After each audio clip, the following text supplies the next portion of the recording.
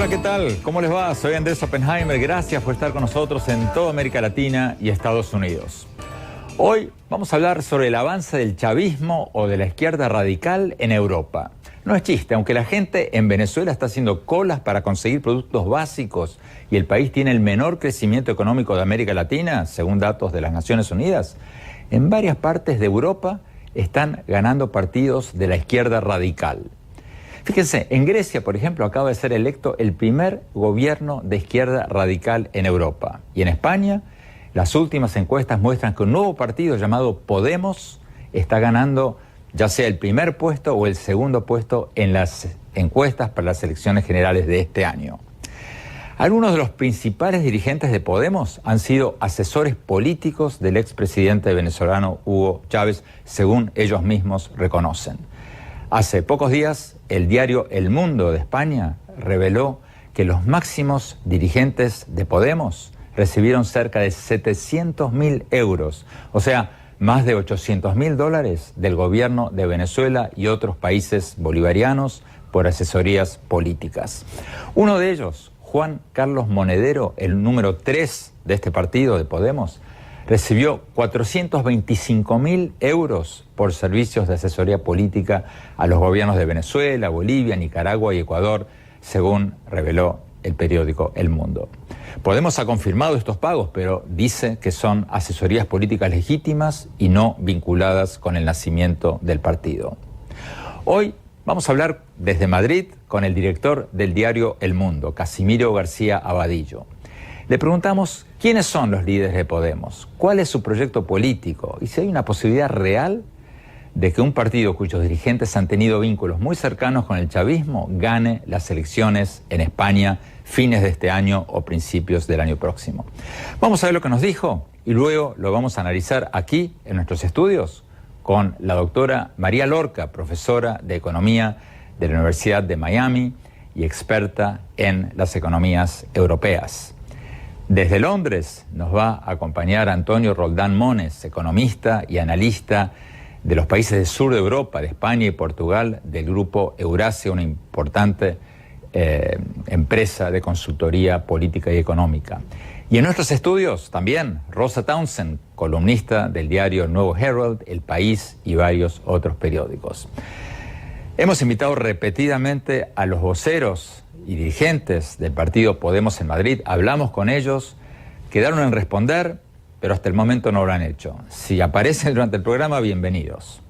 Bueno, vamos directamente a la entrevista que le hicimos al director del diario El Mundo de España, Casimiro García Abadillo. Veamos.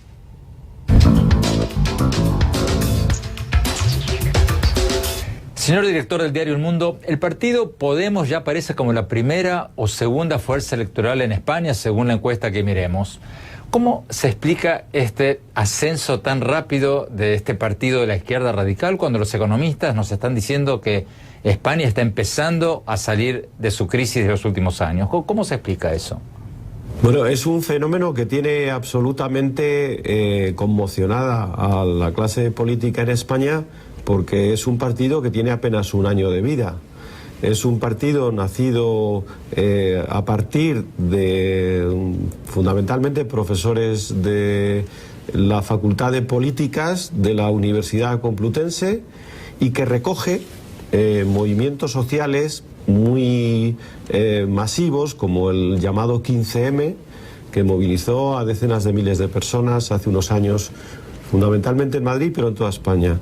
Parecía que ese movimiento se había difuminado y, sin embargo, el partido Podemos ha conseguido aglutinar aquel movimiento de protesta, ha conseguido que mucha gente que normalmente no votaba, abstencionistas, de repente voten a este movimiento de protesta, ha destruido prácticamente al partido de la extrema izquierda, Izquierda Unida, y le ha comido al Partido Socialista prácticamente un tercio de sus votos. Es decir, el fenómeno Podemos es absolutamente novedoso y representa algo absolutamente nuevo en el panorama político español y, de hecho, rompe con el bipartidismo. Si es un voto de protesta, entonces, ¿cuál es la principal preocupación de los españoles? ¿Es la corrupción? ¿Es el paro, el desempleo? ¿Cuál es el problema de fondo?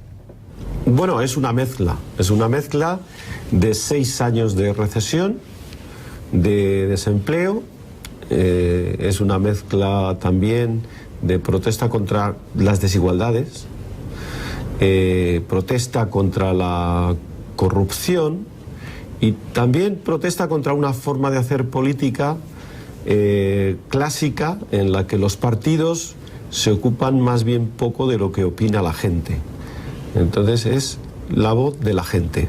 Esto digamos que es la clave de este movimiento. No hay una gran cohesión ideológica, aunque sí se le sitúa en la extrema izquierda, pero mucha gente no sabe realmente cuáles son sus propuestas económicas o cuál es su programa, que también está por definir.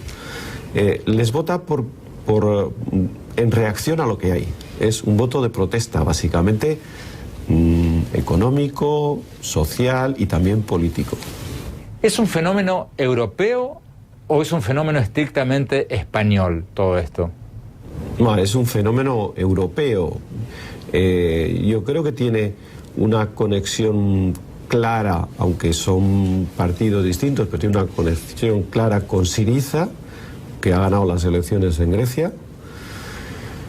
Tiene alguna conexión, aunque ya menor, con el movimiento 5 estrellas en Italia, por lo que supone de movimiento contra el sistema, aunque el movimiento 5 estrellas no está situado ideológicamente en la extrema izquierda, y se sitúa dentro de lo que estamos viviendo en Europa ahora, que es el resurgir de movimientos populistas en algunos países como España o Grecia, con tintes claramente de izquierda o extrema izquierda, y en Francia o en Alemania o en Reino Unido con tintes de extrema derecha, ¿no? Donde hay partidos como el Frente Nacional en Francia que podrían poder ganar las elecciones y que en estos momentos son favoritos en las encuestas.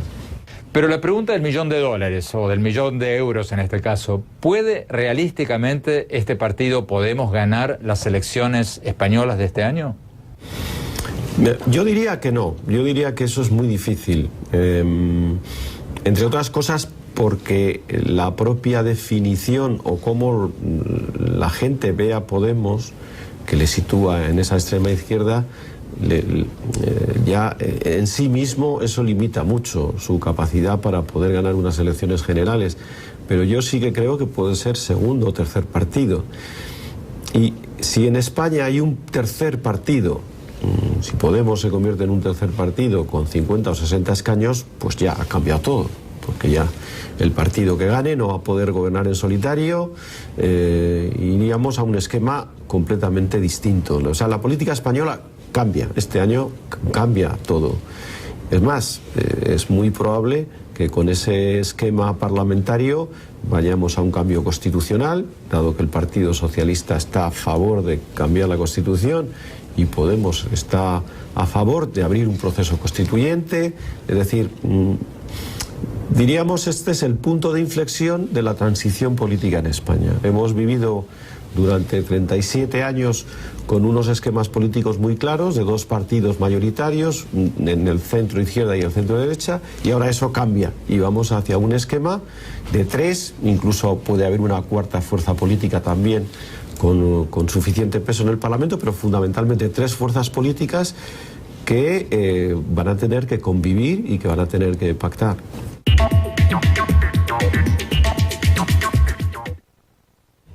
Vamos a Londres. Antonio Roldán, la pregunta que le hacíamos recién a García Badillo, ¿podemos ganar las elecciones de España este año? Bueno, muchas gracias por haberme invitado al programa. Sí, mira, yo creo que estoy de acuerdo con los comentarios del señor Badillo. Yo creo que es difícil. En primer lugar, y la razón principal, es que la izquierda en España permanece dividida fundamentalmente en 2 bloques. Es decir, el Partido Socialista tradicional ha perdido votos significativamente, pero se ha mantenido a flote, no como su primo en Grecia, el tradicional PASOK, que prácticamente ha desaparecido, ¿no? Entonces, claro, solo hay, es un juego de un poco de suma cero, ¿no? Solo hay una cantidad de votos en la izquierda que se tienen que repartir entre 2. Y como el nuevo líder socialista parece haber, digamos, limpiado un poco de corrupción, manda señales de cambio, es joven, es relativamente atractivo, no pinta que el Partido Socialista vaya a seguir bajando. Por lo tanto, Podemos tiene un techo electoral limitado por eso, ¿no? Entonces, ¿eso qué hace? Que el Partido Popular, que básicamente tiene el monopolio en la derecha, lo tenga más fácil para ganar, no con mayoría absoluta, como lo ha hecho en los últimos 4 años, pero para quedar suficientemente por delante como para que los socialistas o en un gobierno en minoría terminen gobernando. Podemos lo tiene difícil. Y en cualquier caso, si llegara al gobierno, y esa es la diferencia fundamental con Grecia, si llegara al gobierno tendría que hacerlo en un pacto con los socialistas, ¿no? a los que han declarado el odio y han criticado tanto, ¿no? Con lo cual también estarían muy limitados en el tipo de políticas que podrían hacer. Tendrían que pactar más, tendrían que limitar sus ambiciones y no podrían cumplir algunas de las promesas que han venido diciendo, ¿no? María Lorca, Rosa Townsend, ¿están de acuerdo? Yo estoy de acuerdo a medias. Yo creo que tiene muchas más. A día de hoy, Podemos es un gran catalizador de la frustración, de, como decía Casimiro, es un voto protesta, pero es un catalizador de muchas frustraciones políticas, sociales, etcétera, y del cansancio del bipartidismo, porque hace muchos años que en las democracias en general, sobre todo en las europeas, el electorado cambia de políticos, pero no de políticas. Entonces está cansado, quiere una nueva política, porque realmente ha llegado un momento en que los cambios se debaten en el centro, un centro izquierda, un centro derecha, y yo creo que el electorado está cansado de eso, del bipartidismo, etcétera. En ese sentido, creo que las posibilidades de Podemos son mayores de las que muchos piensan o de las que muchos quisieran ver. Tenemos aquí los últimos datos de las encuestas: 27%, 27,7% Podemos, el 20,9% el PP y el PSOE 19,3%. Depende, yo creo, del resultado del experimento griego. Si falla el experimento griego, entonces tendría más dificultades Podemos. Si no falla, entonces tendría más fácil. Vamos a un corte rápido y cuando volvamos vamos a explorar un poco estas conexiones de Podemos con el chavismo, con Venezuela. Hasta dónde llegan, hasta qué punto son verídicas. Ya volvemos.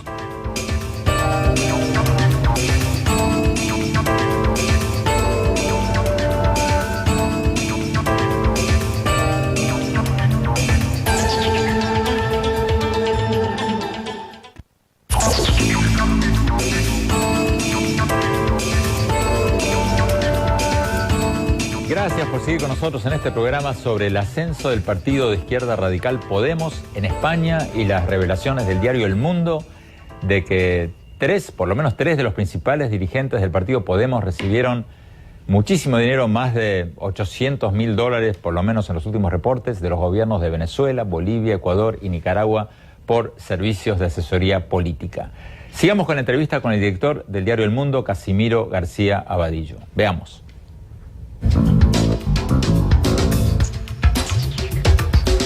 Señor director del diario El Mundo, su periódico ha publicado varios artículos diciendo que este partido de extrema izquierda, Podemos, ha recibido muchísimos fondos del gobierno de Venezuela. ¿Qué datos concretos hay al respecto? Bueno, el primer dato concreto es la propia declaración del número 3 de Podemos, de que realizó unos trabajos sobre una unificación monetaria en determinados países del ALBA y que estos, por hacer esos estudios teóricos de una unidad monetaria, se le pagaron 425.000 euros en 2013. Esa es la propia manifestación de Monedero. Posteriormente ha salido algún documento de haber cobrado directamente del gobierno de Venezuela y nosotros hemos publicado que sus fondos han llegado hasta 700.000 euros y de hecho en el periódico de mañana vamos a aportar datos muy concretos sobre esas cuentas.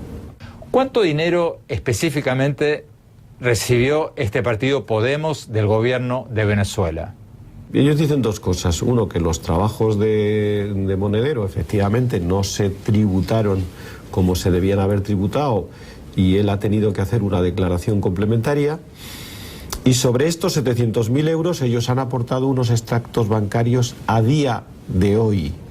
Pero evidentemente esas cuentas han tenido una trayectoria y lo que nosotros hemos publicado se corresponde con el dinero que tenía cuando se fundó Podemos. Es decir, a finales de 2013 Monedero tenía en sus cuentas 700.000 euros, como vamos a demostrar mañana.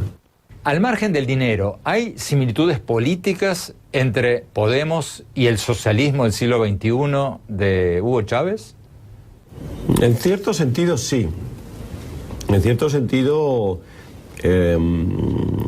populista, en cierto sentido de que ellos incluso a sí mismos no se llaman un partido de izquierdas, en el sentido de que consideran a toda la clase política, incluido el PSOE, el PP, incluso también a Izquierda Unida, se le considera como la casta, como si fuera un grupo de personas que solo piensan en sí mismos, y ellos se consideran como los portavoces del pueblo. En ese sentido yo creo que hay similitudes en ser un movimiento un tanto transversal desde el punto de vista ideológico y con ciertas connotaciones autoritarias.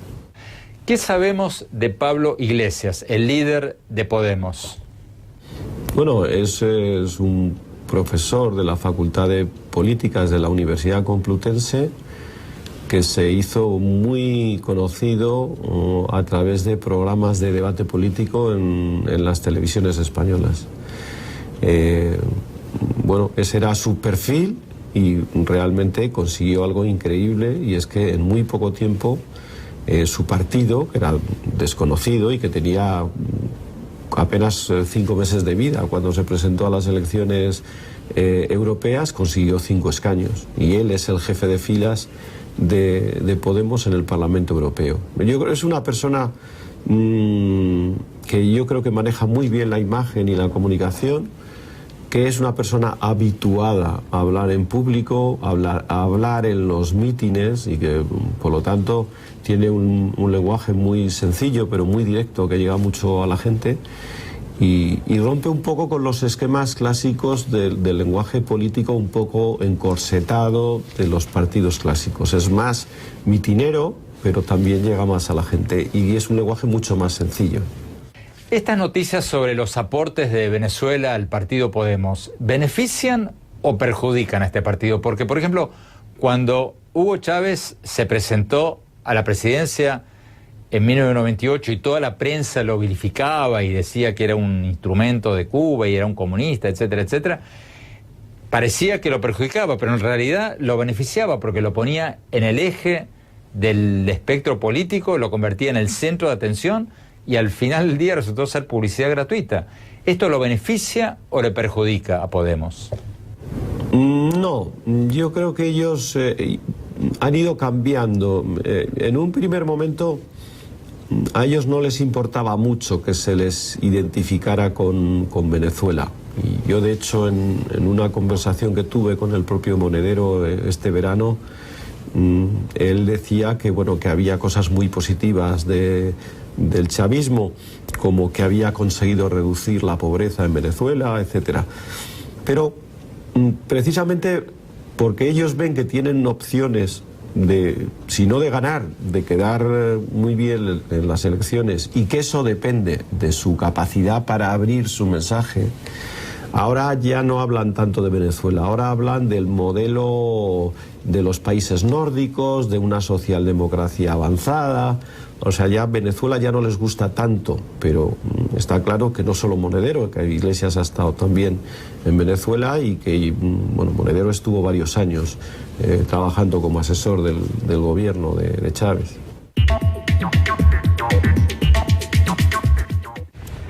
Doctora María Lorca, ¿hasta dónde llegan las conexiones de este nuevo partido de España con el gobierno de Venezuela? Bueno, vamos a ver una cosa. Yo creo que Podemos mucho más peligro de lo que se viene diciendo, porque los antiguos PP y PSOE tienen que desaparecer y tiene que venir gente nueva. ¿Los antiguos, perdón? Partidos PP Sí. y PSOE, tiene que venir no solamente políticos, sino ideas nuevas. Eso para empezar. Las conexiones son grandes. Quiero hacer un antes y un después, porque vamos, por ejemplo, se sabe que a la fundación que tiene Podemos, una fundación política y económica, le han llegado casi 4 millones de euros que ellos han utilizado para sus campañas políticas. Eso por 4 uno. millones de euros. Sí, porque ellos necesitaban financiarse. Pero y no... entonces estos 800.000, Eso es a título personal por asesoramiento, como habéis explicado muy bien, sobre la posible introducción de la moneda común en el Grupo ALBA. Un dinero que ni siquiera Robert Mundell, que fue el premio Nobel en Economía, que fue el que introdujo el euro en España, en Europa, creo que nunca vio juntos por esto. Pero bueno, eso está claro. Y por ejemplo, Pablo Iglesias, a los 2 años de la muerte de Chávez, hicieron una multitudinaria, digamos, homenaje a Chávez en Madrid, donde él fue el rey de ceremonias, si es que se dice así, el jefe de ceremonias, alabando a Chávez, alabando a Fidel. O sea, existen, ¿no? Pasa que ahora han cortado, y por ejemplo, ahora vienen las elecciones andaluzas en marzo, que Susana Díaz de Andalucía ha tenido que adelantar, porque saben que Podemos se los comen con patatas. Entonces lo han tenido que adelantar y pillar a Podemos, digamos, sin estructura política y sin financiación. ¿Qué han hecho? No van a pedir dinero a Venezuela, han sacado una cosa que se llama microcréditos, y en 24 horas han conseguido la friolera de 100.000 euros de microcréditos. Han dicho a la ciudadanía, ok, los que me crean, los que estén a favor mío, que me den dinero, y cuando yo reciba la subvención por partido político, yo se los voy a pagar. Antonio Roldán, en Londres, aquí tanto María Lorca como Rosa Townsend dicen, a diferencia de lo que decías tú, de que sí, de que Podemos tiene una chance de ganar. No, yo estoy fundamentalmente en contra. Pienso que hay muchos factores que están, ¿no?, en inglés diría headwinds, ¿no?, que están en su contra. Faltan todavía 10 meses para las elecciones. El outlook económico, las proyecciones económicas para España son bastante positivas.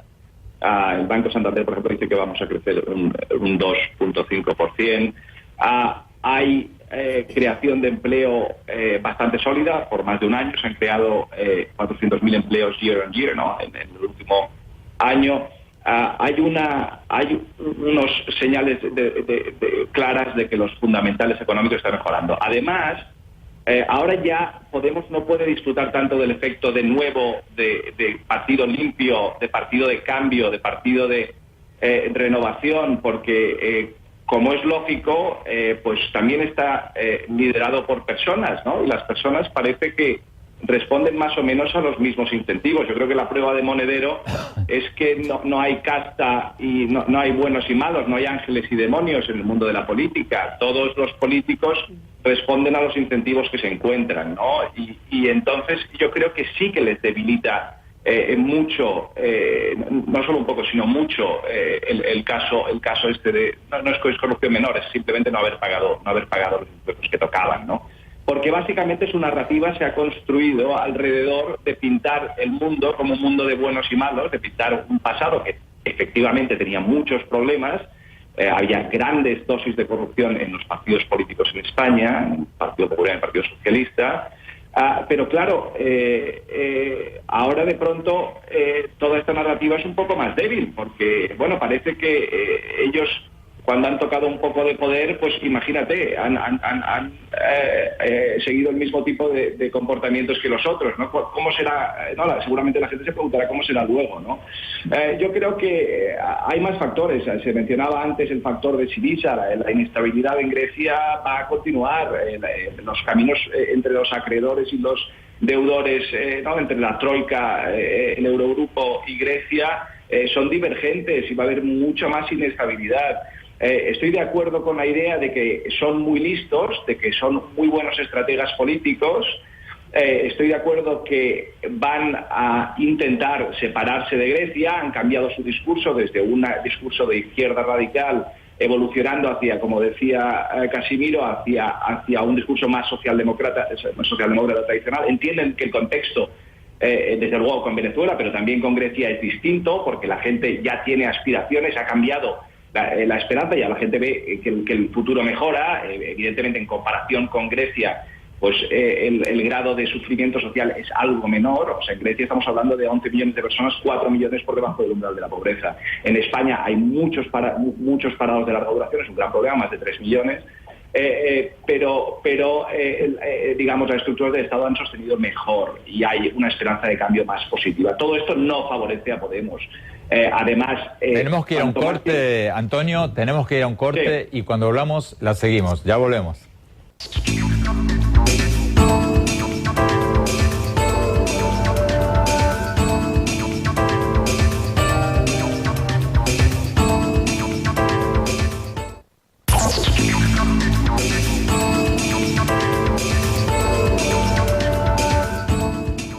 Gracias por seguir con nosotros en este programa sobre el ascenso del partido de izquierda radical Podemos en España y las revelaciones del diario El Mundo de España de que 3 de los principales dirigentes políticos del partido Podemos recibieron más de $800.000 de Venezuela y otros gobiernos bolivarianos. Sigamos con la entrevista que le hicimos al director del diario El Mundo, Casimiro García Abadillo. Veamos.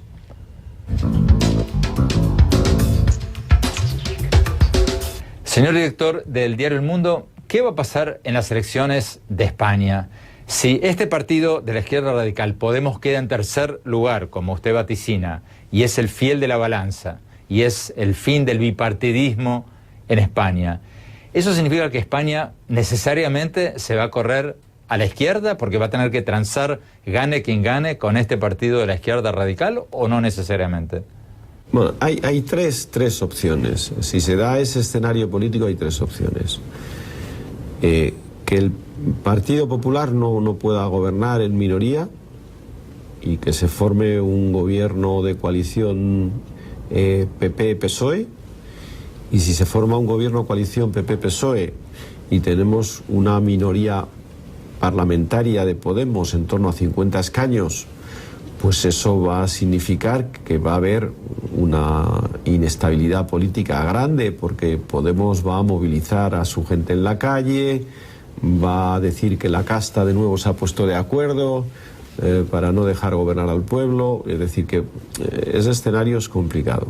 O sea, y la otra opción sería que el Partido Socialista pactara con Podemos, lo cual sería todavía mucho peor. Es decir, los escenarios son complicados. O sea, podemos tener un PP gobernando en minoría, que eso es inestabilidad, un PP gobernando con el PSOE, lo cual nos daría un Podemos muy movilizado en la calle contra el gobierno de coalición, o bien un gobierno PSOE-Podemos, que sería, bueno, pues cambiaría completamente el escenario de la política española, ¿no? Y esto replantearía pues muchas cosas en Europa, ¿no?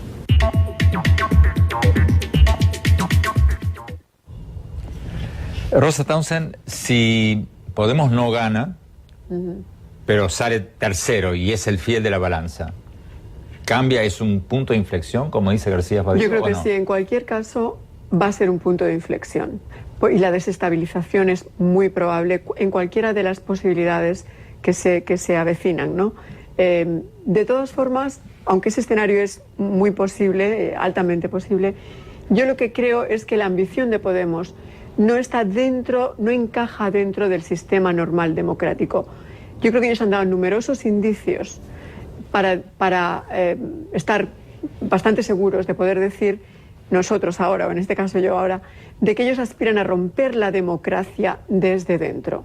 Ellos son un partido neocomunista y junto con Syriza están formando el duopolio neocomunista de Europa, de la avanzadilla ideológica. Todos los otros escenarios, me disculpas Andrés, son muy optimistas de pensar que están en el juego democrático y que van a seguir el juego democrático.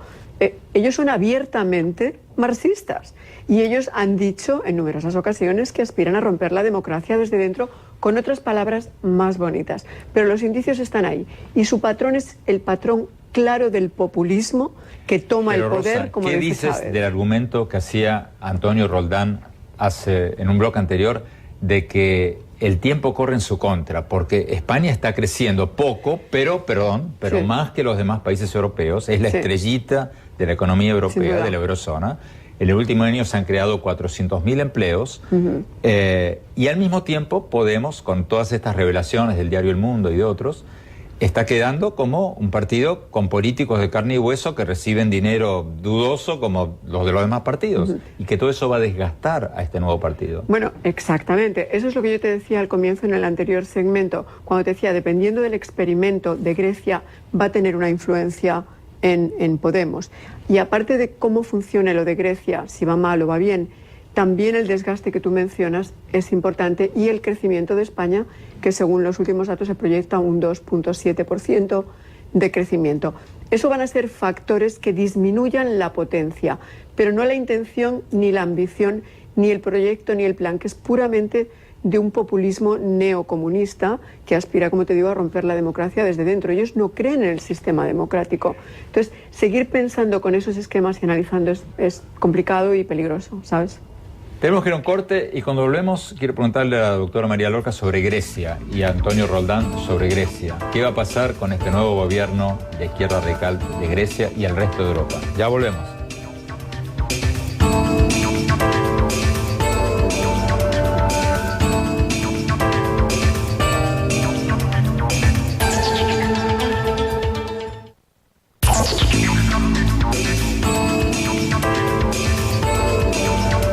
Gracias por seguir con nosotros en este programa sobre el ascenso de la izquierda radical en varios países de Europa. Sigamos con la entrevista con el director del diario El Mundo de España, que reveló estos aportes del gobierno de Venezuela y otros gobiernos bolivarianos al partido Podemos en España. Veamos lo que nos dijo cuando hablamos de Grecia. Veamos.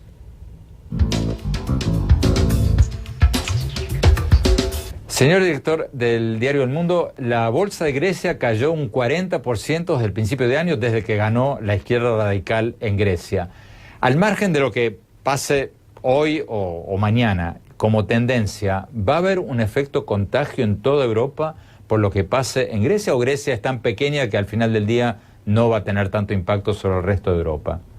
Depende de cómo se gestione la salida de esta situación, de este impasse.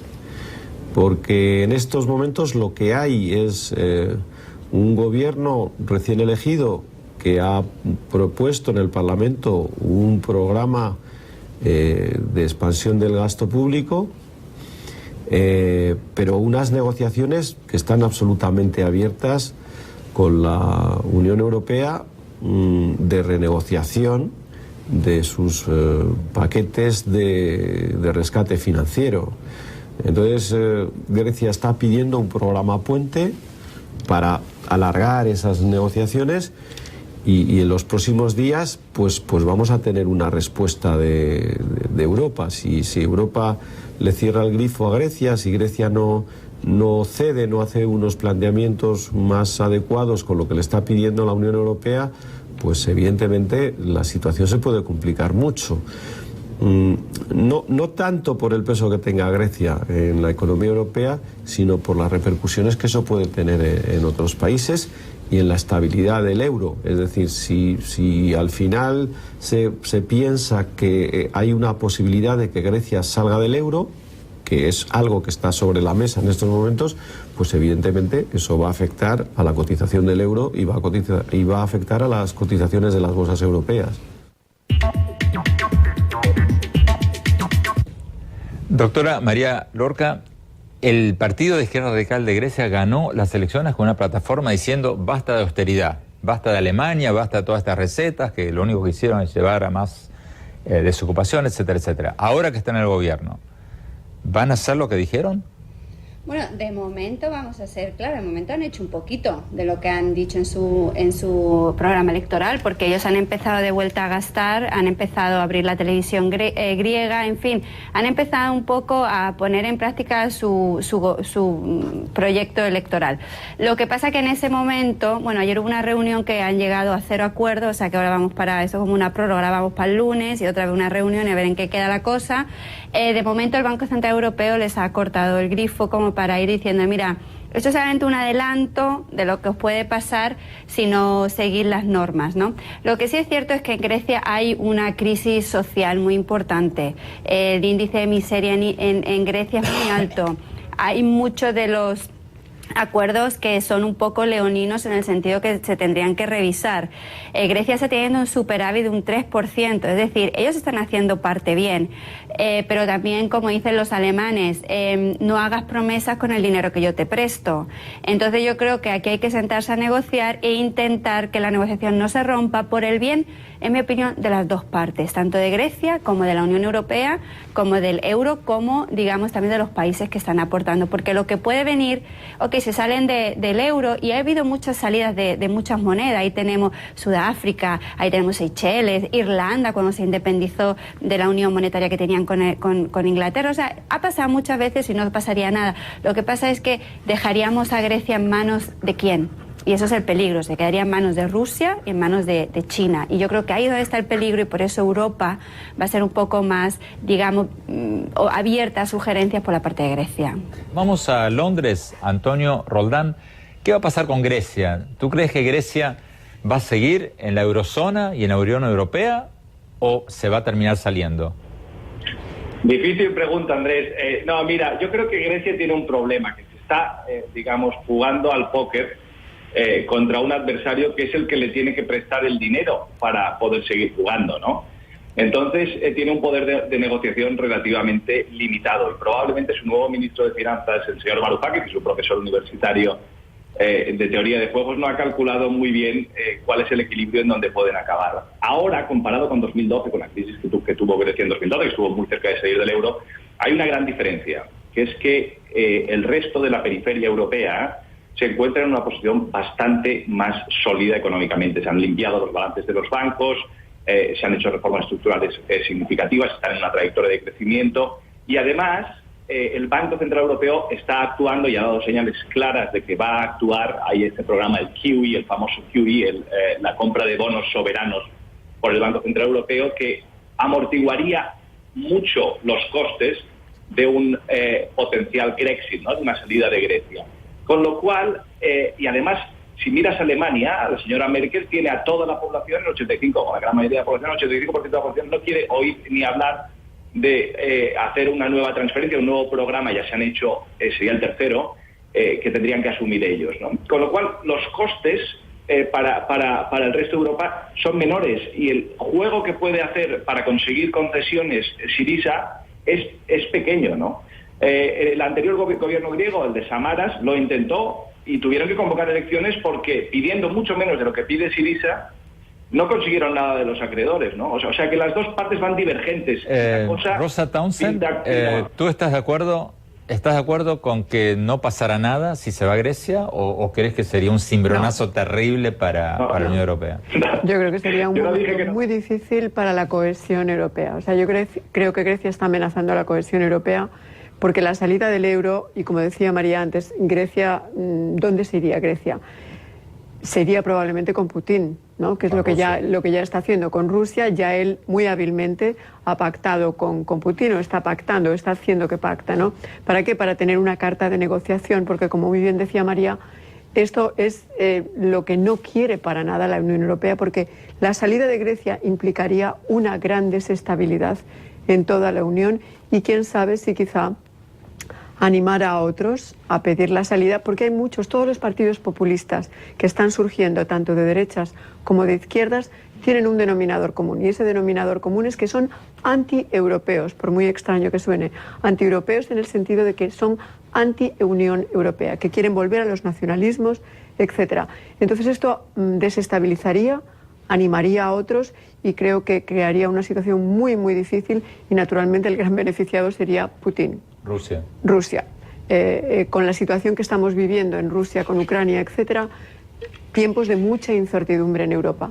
Muchísimas gracias a todos. Nos avisan que se nos acabó el tiempo. Vamos a un corte rápido y mis conclusiones. Ya volvemos.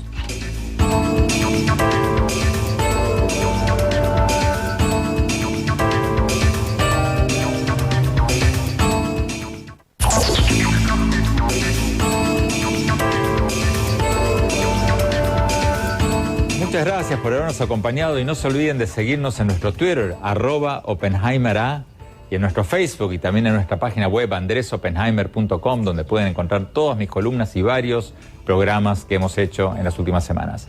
Bueno, mi opinión sobre los temas de los que hablamos hoy. Esta semana, después de que el diario El Mundo reveló los pagos de Venezuela y otros países del ALBA a los líderes del partido Podemos en España, el propio partido admitió que los pagos fueron hechos, pero los explicó diciendo que no hay nada de malo en recibir pagos por servicios de asesoría política y que estos pagos fueron hechos antes del nacimiento formal de Podemos. Por supuesto que no es ilegal que un profesor universitario español reciba pagos por asesorías del gobierno de Venezuela o de cualquier otro. Pero cientos de miles de dólares parece como un poco mucho. No estamos hablando de un economista que ganó un premio Nobel.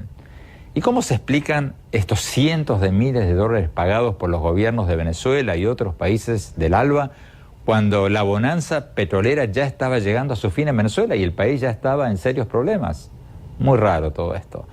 Muy difícil no hacerse la pregunta que se están haciendo muchos políticos españoles de si Venezuela no financió el nacimiento de este partido político en España y disfrazó los pagos como asesorías.